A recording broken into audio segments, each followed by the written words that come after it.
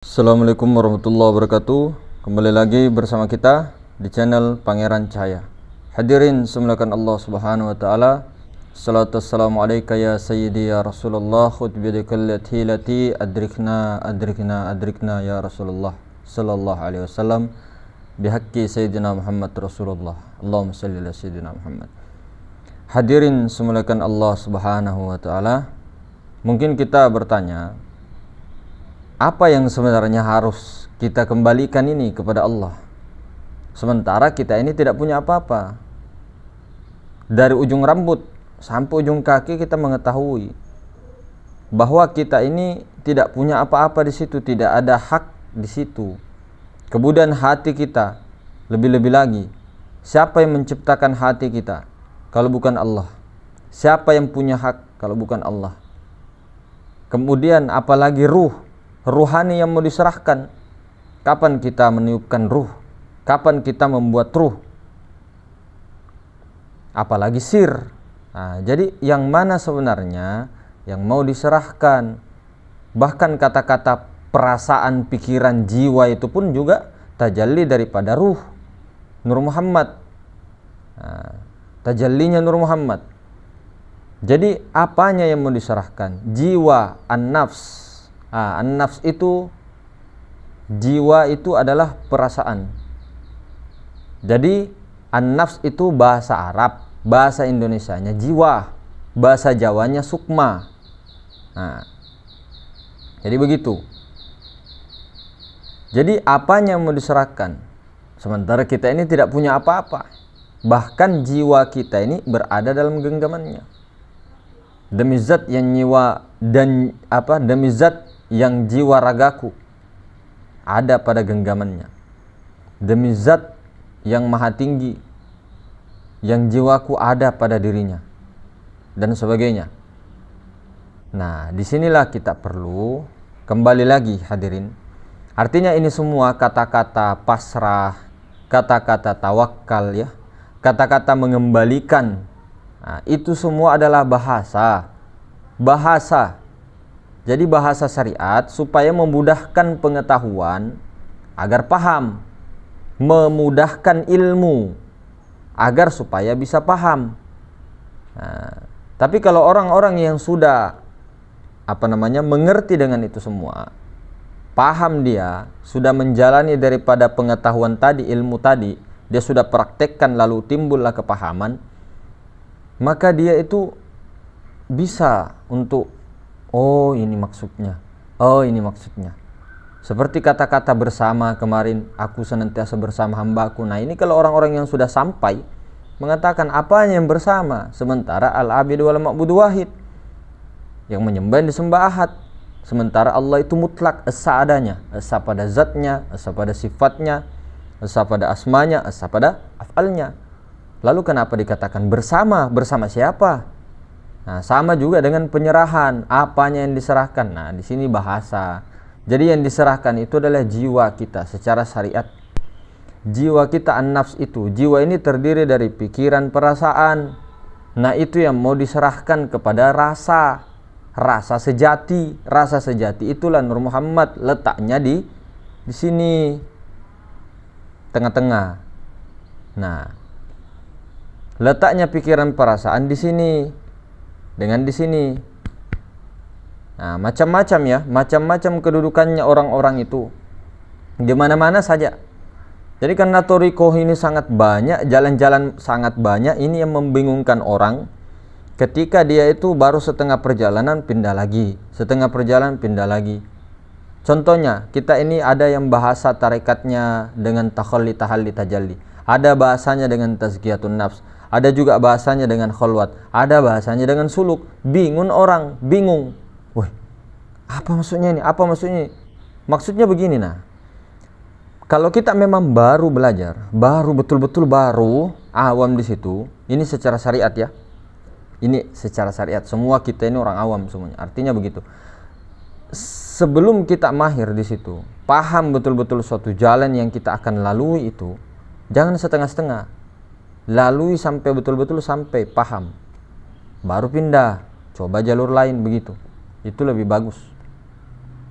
Artinya minimal sedikit-sedikit paham lah. Jadi begini, timbulnya suatu kepahaman itu dari ilmu, pengetahuan. Jadi pengetahuan itu ketika diamalkan, ilmu itu atau teori atau pengetahuan tadi ketika diamalkan nanti timbul faham. Ketika sudah paham nikmat. Nah, baru mengerti di situ. Karena pengetahuan dan kepahaman itu satu jalur tapi dua hal yang berbeda. Pengetahuan itu teori, hanya sekedar ilmu, tapi pemahaman itu ketika dia sudah menjalankan itu dia paham. Dia sudah rasakan, dia sudah alami, itulah pengalamannya yang ditimbulkan oleh kepahamannya itu. Pengalamannya itu menimbulkan paham itu sendiri. Karena paham itu tidak bisa kita berkali-kali diulang, tidak bisa kita itu memahamkan orang, memberi hidayah kepada orang. Nah, faham ini hidayah hadirin. Faham ini, kepahaman ini hidayah. Dia bisa paham duduk di situ, kedudukan itu, maka itu adalah hidayah. Nah, tidak ada orang-orang yang mampu memberikan hidayah kepada orang-orang lain. Syariatnya iya, syariatnya, sepertinya, kenyataannya, kelihatannya iya. Si fulan memberi itu petunjuk sama dia. Oh, si fulan ini memberikan kepahaman sama dia dengan jalur ini, jalur praktis ini. Nah, kalau orang-orang ahlul hijab, dia mengatakan bahwa saya dipahamkan oleh si dia. Saya dipahamkan oleh si mursyid A, mursyid B, mursyid C, mursyid D. Boleh mengatakan seperti itu, tapi di dalam hatimu yang paling dalam jangan sampai ada makhluk di situ. Jangan sampai memuji makhluk. Boleh untuk direferensikan begitu, bahwa saya belajar sama itu, saya dipahamkan oleh itu. Tapi batin kita ini harus terjaga betul-betul, jangan sampai kita memuji kepada makhluk. Memuji mursyid. Memuji mursyid itu haram di dalam ilmu ma'rifat.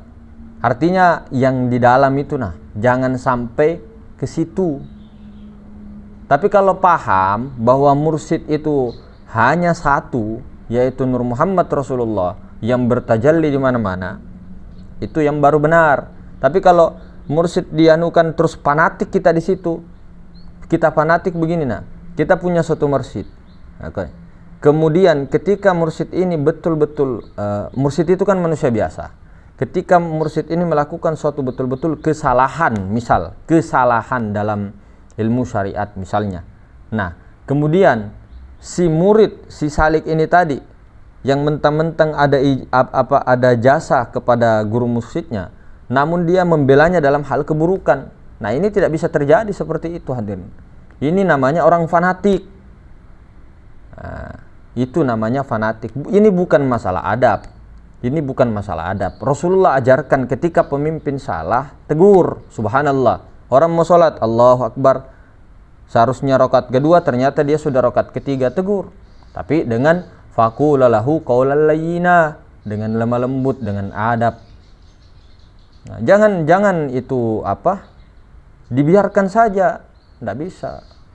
Jadi seperti itu. Tapi betul-betul kita ini dalam jalan kebenaran, bukan karena nafsu untuk menegur-negur begitu, bukan. Karena memang betul-betul sudah berapa orang yang lihat saksinya lebih dari 2, kemudian dia betul-betul melanggar itu, tegur. Atau dia pada saat perkataannya dan sebagainya, misal dia menghina seseorang dengan betul-betul yang sudah parah, ekstrim dan sebagainya. Nah, itu kita sebagai salik ingatkan. Nah, begitu juga dengan yang lainnya. Maka itu tadi kita kembali lagi hadirin, apanya yang mau diserahkan secara ini ya, kulitnya, syariatnya. Nah, itu bagi orang-orang yang sudah bilang kulit kan. Nah, itu umpama saja, perumpamaan saja. Bukan berarti kulit itu sisi luar itu rendah, tidak. Sisi luar itu yang paling tinggi, yang paling puncak, karena dia yang paling luar, dia yang paling terakhir, dia yang paling sempurna. Itulah disebut alam insan kamil, paling sempurna. Martabat 7 martabat. Nah, martabat yang paling sempurna itu adalah martabat insan. Nah, paham? Martabat biji sampai ke buah, apanya? Buahnya. dari biji, tunas, timbul batang, akar, dahan, kemudian ranting dan sebagainya, kemudian daun, baru buah. Buahnya yang ditunggu itu Pak, baru dimakan, nikmat. Masa batangnya mau dimakan, bijinya? Bukan berarti tidak penting dan sebagainya, tidak. Karena itu satu kesatuan, hadirin semulakan Allah Subhanahu wa taala. Namun penyaksian yang diharapkan, yang dinanti-nantikan, yang disyahadatkan ada pada martabat 7. Ada pada martabat ke-7. Maksudnya itu ada pada alam insan, alam musyahadah, alam penyaksian ini kepada diri, bukan ke mana-mana. Tuh. Jadi itu tadi ya. Jadi jiwanya yang diserahkan. Macam-macam ya. Ada orang mau bilang jiwa itu ruh kah? Ada juga orang mau bilang jiwa itu sukma kah? Ada juga bilang mengatakan jiwa itu otak kah? Ada juga mengatakan jiwa itu bulu-bulu kah? Terserah. Itu tergantung dari tarekatnya. Apa kefahamannya dia. Nah, tapi kalau di sini artinya di jalur sini itu beda lagi. Jiwa itu an-nafs itu jiwa. Jiwa itu yang pikiran perasaan tadi. Begitu. Tapi jiwa ini tajalli daripada Nur Muhammad, begitu. Jadi kalau yang di lain ada itu bahasnya nafs ini, roh kedudukannya ini, terserah, itu jalurnya masing-masing. Kalau kita itu tubuh, hati, nyawa, rahasia, itu intinya. Tubuh, hati, nyawa, rahasia. Tidak berbelit-belit, artinya tidak terlalu banyak. Nah ini saja yang sedikit. Tubuh, hati, nyawa, rahasia sudah disingkat, sudah dipersingkat oleh guru-guru kita. Nah masih kita ini kewalahan, apalagi kalau masih kaji-kaji yang lain. Itu semua mengarahnya ke Nur Muhammad. Kalau kita sudah paham Nur Muhammad daripada zat Allah, daripada Rabbul Izzati, sudah paham juga itu tadi, baru kita mengkaji yang seperti itu. Kaji ini. Itu pun untuk ke diri. Jangan orang-orang yang sudah belajar di luar, kita fanatik di kajian kita sendiri, baru kita menyalahkan orang lain, tidak.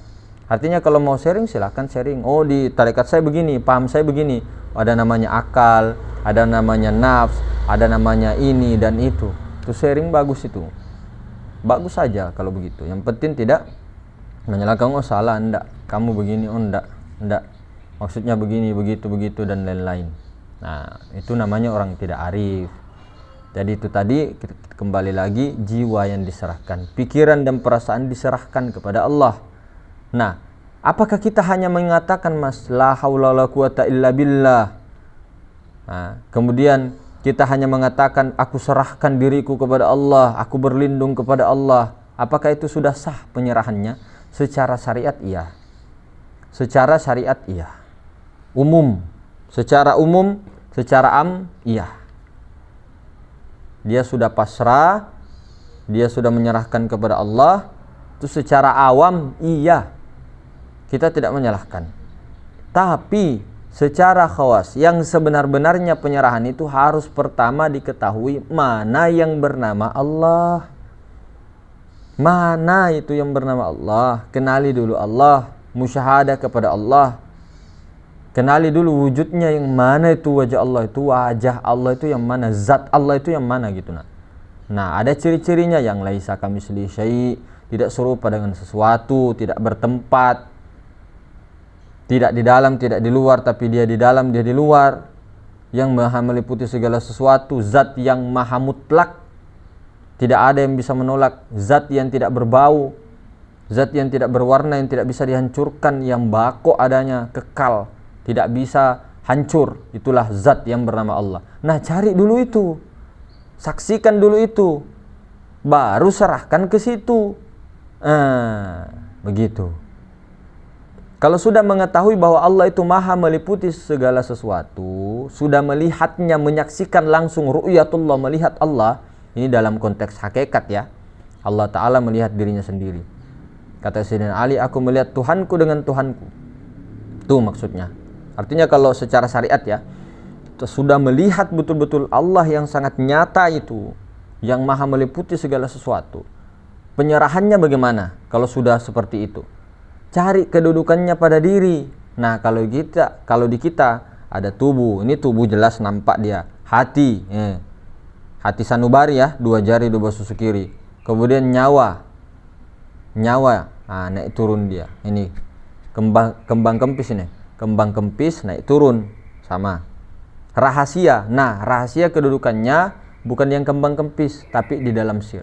Sebenarnya rahasia itu dari ujung rambut sampai ujung kaki itu menyelimuti hadirin. Jadi membungkus dari ujung rambut sampai ujung kaki membungkus. Nah, itu meliputi. Nah, tapi kedudukannya ada pada pusar. Di dalam pusar itu kesadaran itu. Rasa yang tidak berasa. Disitulah dipulangkan pikiran perasaan. Pikiran perasaan itu dipulangkan ke situ. Itulah tempat dikatakan innalillahi wa inna ilaihi raji'un. Itulah dikatakan Muhammad yang sebenar-benarnya. Itulah yang dikatakan hamba yang sebenar-benarnya. Itulah yang dikatakan insan kamil. Bukan kamil mukamil ya. Kalau kamil mukamil itu hanya Rasulullah SAW. Itu menurut Al-Fakir, menurut kita. Menurut orang terserah, mau samakan dirimu dengan Rasulullah terserah. Tapi kalau kita tidak ada istilah sama. Memang pada hakikatnya sama. Tapi lihat-lihat dulu. Lihat-lihat dulu. Mau bilang Allah Ta'ala tidak adil, oh salah kita. Paham kita saja yang bilang begitu. Itu paham tidak becus kalau begitu. Nah, Rasulullah SAW, Nabi kita Muhammad SAW, keringatnya saja seperti apa, wajahnya seperti apa, akhlaknya seperti apa, baru mau disamakan. Baru bahkan kita mengatakan bahwa kita harus melebihi Rasulullah. La ilaha illallah. Semangat sih boleh-boleh aja ya. Semangat sih boleh-boleh aja. Tapi jangan menjadi gofilun, orang-orang yang melampaui batas dalam berbicara, dalam bertindak. Sementara jauh sekali, ya Allah ya Karim. Jangan Rasulullah deh. Cari satu wali yang menurut kita itu seolah-olah gampang begitu. Mau enak-enaknya kita harus melampaui para nabi. La ilaha illallah. Kita harus melampaui para nabi, menghayal. Nah, orang-orang seperti ini hati-hati. Menghayal. Bungul ngarang wong Banjar tuh. Orang Banjar Bapandir bungul pian tuh. Nah ini nih, pian ini baju merah bungul si Rahmat baju merah. Nah, kada kawa ora iso mas. Nah, menakui. Jadi begitu. Jadi hadirin semulakan, istilah-istilah, kemudian pendapat-pendapat itu kita kembalikan lagi. Jalan itu lurus gitu Jalan itu lurus. Nah, kalau sudah lurus, paham, cari lagi lurus terus, cari lagi lurus terus. Nah, baru dipilah-pilah yang mana menurut saya bab ini, bab masalah sholatnya saya ambil ini. Bab masalah zikirnya saya ambil ini. Bab masalah ilmu ininya saya ambil ini. Bab masalah Al-Qur'annya saya ambil ini. Bab masalah fikih saya ambil sama ini. Nah, kalau ada guru semua bisa menguasai, alhamdulillah. Kalau kita juga cocok. Karena tergantung kecocokan kita, bukan tergantung keilmuan itu. Keilmuan itu tergantung daripada yang mana kita senangi, yang mana sir kita itu menyukainya, yang mana kita nyaman di situ, itu yang diambil. Jangan kita itu tidak nyaman, menyusahkan diri sebagainya, baru kita mau ambil, tertekan kita di situ. Nah, kita ini mau hilangkan rasa-rasa begitu. Nah, bagaimana kita mau menghilangkan rasa-rasa begitu kalau masih rasa-rasa kita stop di situ terus? Bagaimana kita mau menghilangkan keakuan diri? Melihat makhluk saja masih melihat makhluk. Kenapa selalu makhluk yang dilihat? Tidak mungkin mas kita ini tidak melihat makhluk. Lah itu kan kita. Tapi kalau Allah Ta'ala yang berkehendak, apa yang tidak bisa? Artinya begini emangnya kita bisa melihat, tidak melihat makhluk? Nah itulah puasa. Puasa itu menahan. Puasanya itu menahan dari melihat makhluk. Bagaimana cara? Kita kan kemana-mana pasti menghadap makhluk, mas. Makhluk itu sesuatu. Nah, kalau dalam pandangan sir, rahasia, batin ya kita mengatakan itu alam semesta, ya makhluk. Nah, kalau mengatakan itu af'al, gerak diam alam semesta, gerak tubuh af'al, bukan lagi makhluk. Dalam pandangan hakikat, ya dalam pandangan ini ilmunya ya tetap makhluk. Makhluk tetap makhluk, makhluk tetap makhluk, dan tetap tidak ada fana, dia hancur. Namun dalam hakikat yang sebenarnya itu af'al, kelakuan Allah. Terserah mau percaya mau tidak, karena Allah itu esa. Kalau ada sesuatu selain daripada Allah, la ilaha illallah Muhammadur Rasulullah, batal tauhid itu. Kelihatannya aja. Nah, ini yang mau dihilangkan. Ada wujud musyirik. Kesyirikan ini yang paling luar biasa. Nah, ini mau pelan-pelan, ini yang mau dipraktek terus, bukan hanya teori cerita dan sebagainya. Betul-betul praktek dalam diri. Nah, nanti ciri-cirinya la khaufun alaihim wa lahum yahzanun. Tidak ada lagi rasa-rasa takut, bersedihkah atau apakah. Dia sudah melampaui rasa itu. Di mana rasa itu timbul? Di sini, ya di sini, ya di sini.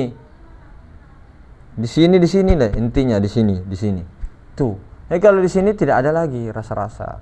Artinya kita sudah berlindung, yang merasa itu adalah rasa Allah itu sendiri. Tidak ada lagi rasa-rasa takut, rasa sedih dan sebagainya. Kalau sudah rasa Allah itu tidak ada. Meskipun kata orang kita ini kayak seperti takut, khawatir dan sebagainya, tidak. Itu kalau sudah berlindung, betul-betul duduk di situ, duduk di keakuannya zat bertubuhkan zat, itu sudah berlindung betul-betul, lenyap rasa Adam, lenyap rasa Muhammad, yang ada hanya rasa Allah semata-mata. Itu tidak ada. Tidak sama sekali hadirin. Mau dikatakan apapun itu tidak mungkin kalau duduk di situ. Tapi kalau belum duduk itu yang jadi permasalahan, yang menjadi persoalan. Tapi kalau pemahaman keilmuan duduk. Keilmuannya duduk. Oh, ini dari ini Nur Insan ke apa? Nur Muhammad dari Nur Zat Allah. Nur Allah daripada Rabbul Izzati. Duduk. Tapi ketika prakteknya nihil kita ini. Ketika prakteknya di lapangan, masih saja kita memandang dalam sir ini makhluk. Masih juga begitu. Bukan berarti kita ini mau kurang ajar sama makhluk. Oh, makhluk juga itu presiden harus begini-begini di depannya. Atau ada orang tua kita begini-begini. Apa? Tidak begitu. Nah, itulah gunanya ketika sudah belajar tauhid. Tauhid itu kan di dalam, makrifat di dalam, hakikat makrifat di dalam. Nah, kalau sudah belajar bahwa di dalam rahasia, jadikan ini rahasia bahwa tidak ada lagi makhluk dalam pandangan. Kalau adab ini, adab syariat tarekatnya, nah itu tetap ini kan kerjakan. Adabnya, akhlaknya itu di dalam, adabnya ini di luar. Ketika sama orang itu harus bagaimana? Ketika lewat di kerumunan langsung saja jalan begini, kalau tidak dipentong kepalamu lewat di depan gang-gang itu baru langsung begini-begini. Bagaimana adabnya? Tabe, permisi, kula nuwun, misal begitu kan. Ada satu majelis, baiknya bagaimana, cara-caranya ini. Nah, ini bagaimana akhlaknya, apa adabnya ini. Kalau urusan tauhid, urusan ma'rifat itu bercerita di dalam, Pak, bukan di luar. Bukan ilmu cerita, bukan ilmu kelihatan, tidak kelihatan. Makanya ilmu ma'rifat, ilmu hakikat itu tidak kelihatan. Yang kelihatan itu torikohnya, jalannya. Ini toriko yang mengamalkan. Oh, Allahu Akbar itu toriko. Allahu Akbar itu toriko. Toriko apa, mas? Torikotul Muhammadiyah. Nah, syariat toriko itu nampak. Syariat toriko itu nampak. Nah, itu tadi. Nah, hakikat ma'rifat itu di dalam dia ceritanya. Jadi tidak boleh dizohirkan, kecuali ini tadi belajar begitu. Nah, itulah dikatakan rahasia karena tidak kelihatan, tidak bisa diumpamakan. Sama dengan kalau kita mengatakan apa itu rasa. Bagaimana itu rasa? Lah dong, orang dongo kita itu kalau mau jelaskan rasa. Orang bodoh kita mau jelaskan itu. Bagaimana rasa mau dijelaskan? Hah? Rokok Marlboro bagaimana rasanya? Marlboro, rokok Marlboro, Marlboro Jogja. Rokok Marlboro bagaimana rasanya? Hah? Bagaimana rasa rokok Marlboro? Kalau rokok Surya bagaimana? Cara ceritanya untuk mengungkapkan itu bagaimana? Oh iya, rasa Surya ini ya rasanya ya Surya, ya tambah dongok kamu. Kenapa? Kamu menceritakan rasa rokok Surya dengan berbagai kemampuan akal itu dengan orang-orang yang tidak pernah merasakan Surya, dia tidak pernah merokok. Kamu cerita, kita cerita, ndak nyambung. Itu semakin dijelaskan semakin nampak kebungulan kita. Itu misalnya contoh, itu contoh hadirin, begitu ya. Jadi semua apa-apa yang terjadi dan sebagainya, istilah-istilah atau apa, direnungkan baik-baik. Sudah ada pakemnya masing-masing. Kalau mau buat ini baru, istilah baru, bisa saja. Contoh, saya buat ini kan sudah ijma. Ini sudah ijma, namanya sendal. Seluruh dunia bilang orang ini sendal. Tapi saya mau bilang ini bukan sendal, ini baju. Lah terserah saya. Lah terserah saya kok. Nah, sama juga dengan nafs, jiwa, akal, nafsu, kolbu, sukma dan sebagainya. Itu terserah orang yang belajar itu. Tapi jangan merusak orang-orang yang sudah dalam ijma itu tadi, yang sudah yakin bahwa ini tuh namanya baju, kita bilang kayu.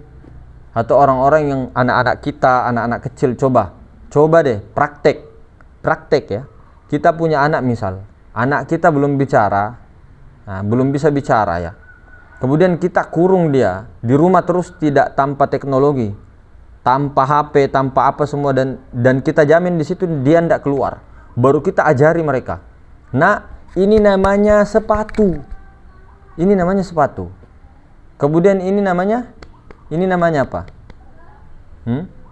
Songkok, peci. Ini namanya sarung. Coba ndak keluar di masyarakat itu dikatain aliran sesat. Karena ijma ini sudah mengatakan ini songkok, ini peci, ini sarung, ini baju. Kenapa kita mengatakan ini peci, ini sarung? Di mana belajarnya? Nah, itulah makanya Ahlussunnah wal Jamaah ikut ijma. Al-Quran, hadis, ijma, qiyas. Ijma itu pendapat ulama yang kebanyakan itu apa gitu. Nah, jangan kita buat baru. Kedudukan ini. Baru tidak ada sumbernya. Sumbernya dari diri sendiri katanya. Ya silakan. Kalau untuk sumbernya diri sendiri itu tidak masalah. Karena itu kitab Al-Quranul Qadim ada pada dirimu masing-masing. Cuma jangan sebarkan dan fanatik bahwa ini yang paling benar, atau mengatakan bahwa inilah yang seharusnya, yang lain salah. Paling tidak bilanglah, oh hasil kajian diri saya begini, saya mendapatkan kedudukannya ini kedudukannya ini. Nah, kalau kita mendapat di kitab, oh sumbernya dari ini. Misal, oh kata ini. Nah, dan itu boleh didakwakan, disebarkan. Tapi kalau kita dapat sendiri istilah itu sendiri ya, kemudian kita sebarkan kepada orang-orang yang betul-betul buta dalam hal konteks itu, baru dia menyebarkan ke orang. Ya kalau tidak fanatik, kalau fanatik ke situ, enggak, ini kata guru saya begini, sampai anak cucunya, enggak, kata guru saya begini, ini maksudnya ini. Oh tidak, katanya perasaan itu ini beda, jiwa itu beda. Oh enggak, jiwa dengan perasaan. Apa bedanya puasa dengan saum? Ya enggak, puasa itu beda ya. Saum itu apa? Bahasa Arab. Bahasa Indonesianya puasa, la ilaha illallah. Itu aja yang dipersebatkan. Nanti kita dalam masyarakat seperti ini, nanti tidak jadi kubur mayat tuh, tidak jadi. Di kubur mayatnya tuh tidak jadi karena perdebatan yang sangat panjang dan tidak ada kesepakatan di situ. Nah, itulah bilang. Makanya kalau apa-apa itu bisa-bisa saja, boleh-boleh saja, tapi lihat tata caranya itu bagaimana. Kita harus berkata kita harus berpendapat bagaimana caranya. Nah, di situ kita kekurangan. Akhirnya kita itu merasa paling tinggi. Padahal tanpa sepengetahuan kita bahwa kita itu dinilai masing-masing. Nah, itu secara syariat. Jadi kita kembali lagi, kembalikanlah jiwa itu kepada ruhani, ruhani kepada sir, sir kepada yang punya sir. Sudah seperti itu barulah huwal awal akhir zahir batin Allah di situ. Zahir batin Allah. Barulah berlaku Allahu Akbar. Nah, seperti itu. Nah, jadi mungkin begitu hadirin. Assalamualaikum warahmatullahi wabarakatuh.